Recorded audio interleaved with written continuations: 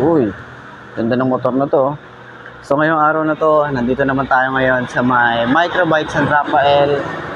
And syempre, kapag ganitong araw, lalo kapag Sabado, last time nasabi ko naman na nag-iikot tayo kapag Sabado sa mga branch na mga open, 'di ba? Kapag available yung ating araw, mas gusto kong lumabas ng umaga hanggang hapon para mag-ikot at mag-vlog ng mga iba pang mga motor na pwede kong i-update sa inyo or pwede kong i-share sa inyo doon sa main channel. Pero dito sa Kwentox, meron lang tayo rito ang sasagutin na meron na naman nagtatanong ng mga concerned citizen siguro, di ba? Kung ano nga ba ating status. Okay, status ano. Meron kasi nagtanong kung meron ba akong or meron bang may hawak na brand sa akin. Sagutin natin yan. Ngayong araw na to, usahan na natin. Ayos yan.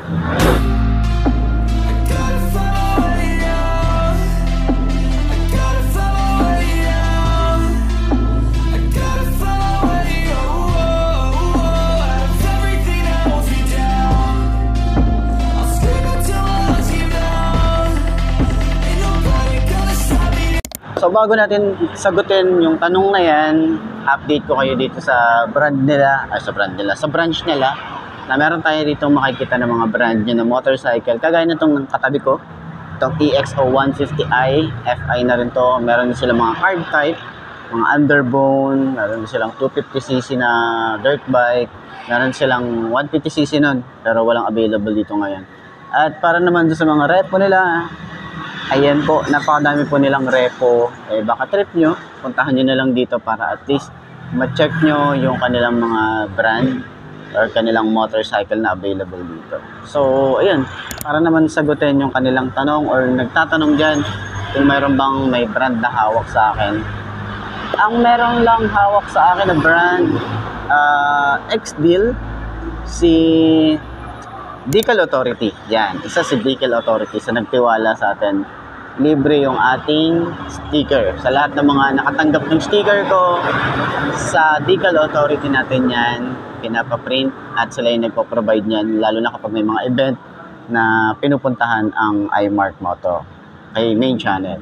So, yan yung pinamimigay natin. So, sa kanya galing yan. Siya yung unang nagtiwala na inilibre niya tayo. Una kasi, bumili ako sa kanya. Tapos, yun, magkalaunan, tiwala naman siya, and di ko alam ba't nagtiwala yun.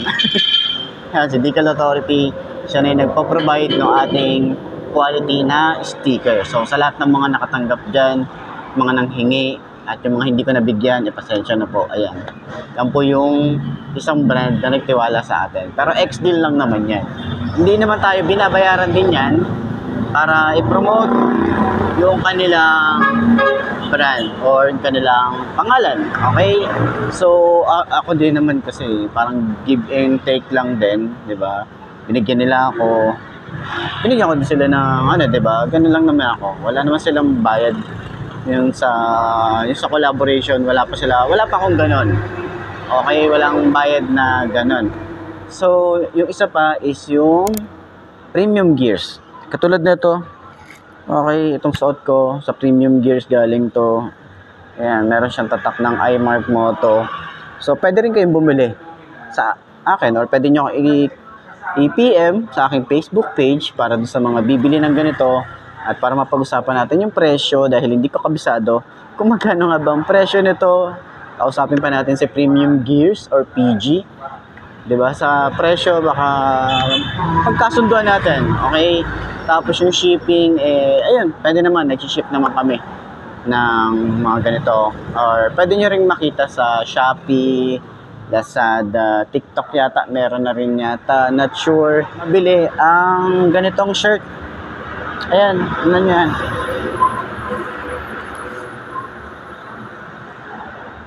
Yan, customize. Yan yung ating laging uniform. So meron tayong, sa mga susunod natin na week, meron tayong bagong shirt.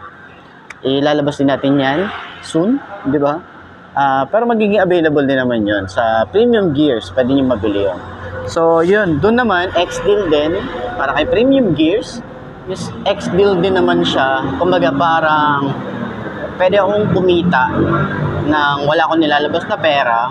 Ex-deal din siya kasi nga pwede akong magbenta sa inyo ng mga ganitong product nila, 'di ba? Tapos meron akong commission. So isa rin si Premium Gears sa hindi nila ako binabayaran para i-promote sila.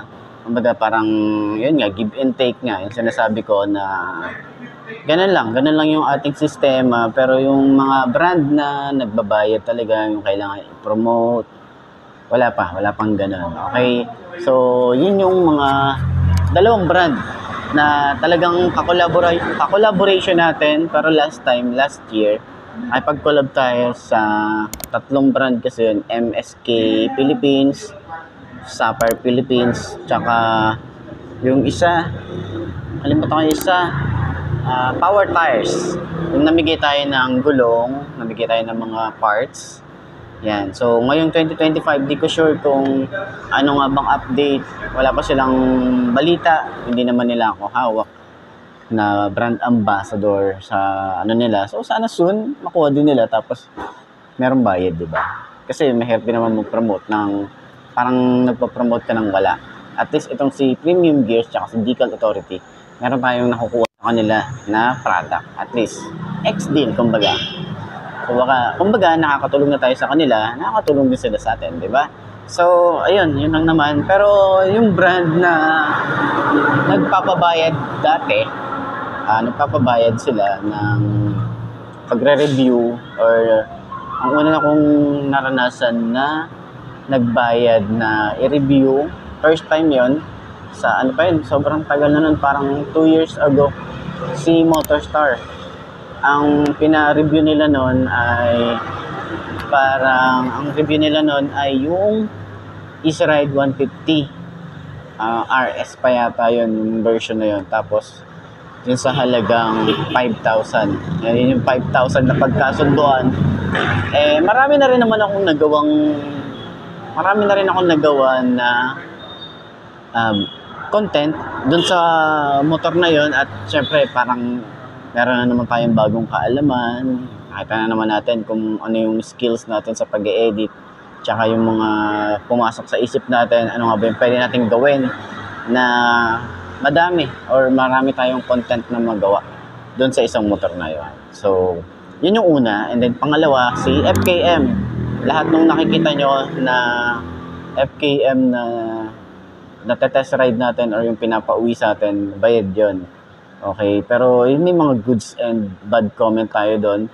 Hindi naman mawawala yun kasi nga, content creator tayo. Kailangan natin ng good feedback and then yung parang improvement ba para dun sa brand nila. Para at least malaman nila yung talagang honest review, di ba? So ngayon wala na, naglalaylo na sila. Hindi ko alam kung magpapahiram pa sila ng mga unit kasi nga parang sobrang dami na nilang content creator ngayon, tsaka parang nag-focus na sila sa advertising, no? Sa mga parang commercial, yun yung napapansin natin. Pero nakapag-vlog pa rin naman na tayo sa branch nila doon sa may FKM Baliwag. Yan, meron silang branch doon. So, doon tayo madalas na nakakapag-content. Ayan. So, sa mga nagpapahiram ng motor, wala pa yun. Yung test ride, wala pa. Yung talagang naiuwi natin, yun bayad yun. Nasa 4,000. Yun, sasabihin ko sa inyo yung price. Kasi para at least meron kayo idea. Yan, 4,000 para sa... tama ba? Magkano ba yun?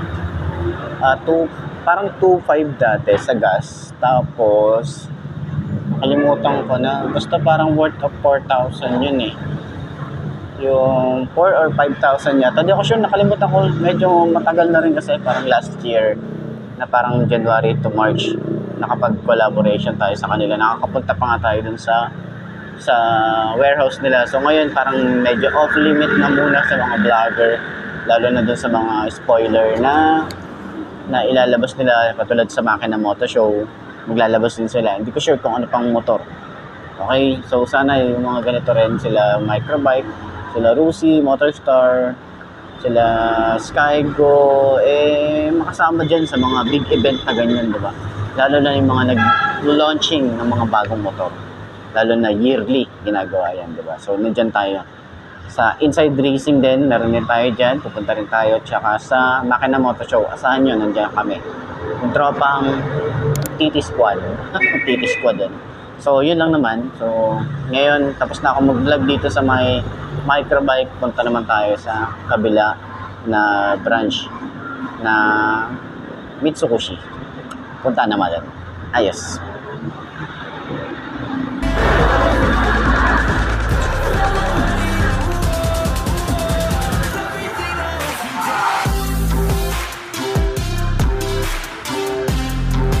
Dito lang yun, oh.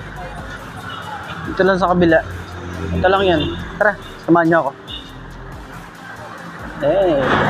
Ayan, dito lang. Ito na yun. Magkatabi lang sila. Mitsubishi.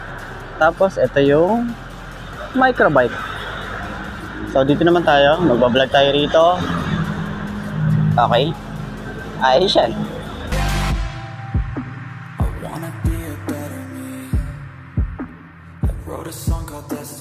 Tapos na rin tayo mag-vlog dito sa may Mitsubishi San Rafael branch. Madalas din tayo nagbablog sa mga iba't ibang branch nila.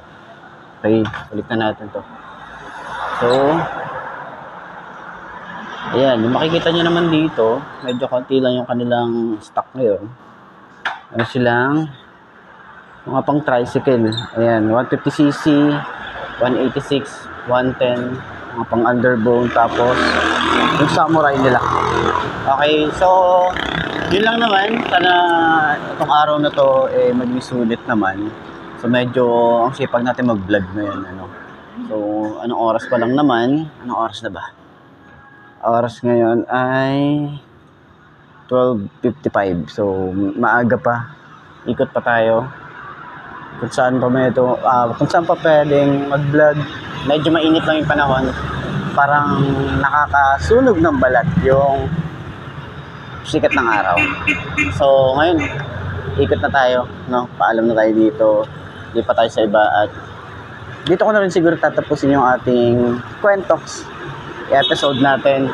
So, sana nasagot ko yung tanong nyo na kung meron bang may brand na hawak sa akin. Yun lang po yung mga sinabi ko kanina. Okay, so sana nagkakaintindihan tayo. Pero kung may mga brand dyan na gusto lumapit, pwede nyo akong email, okay, para at least sa collaboration and sa X-Deal. Pwede naman yan. Open tayo dyan. Ayos.